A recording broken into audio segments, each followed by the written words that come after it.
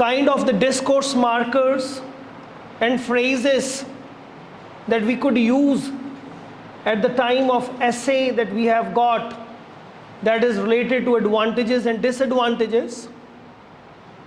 And this is the answer for all of you, right? Direct answer. This is what is required. This is what you're supposed to use in your conclusion paragraph.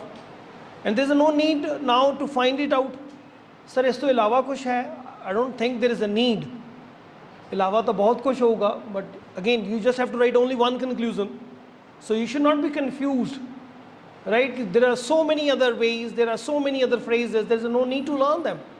Because you just have to write only one conclusion, right? You're not supposed to write 100 conclusion paragraphs. And so that you could prove it to your examiner that I'm having a different range, different words, different phrases, right? एक दे उत्ते ही थोड़ा अपना edge होना चाहिए, उस दे मुताबिक तुसी काम कर लो, that would be good for you. ठीक है जी?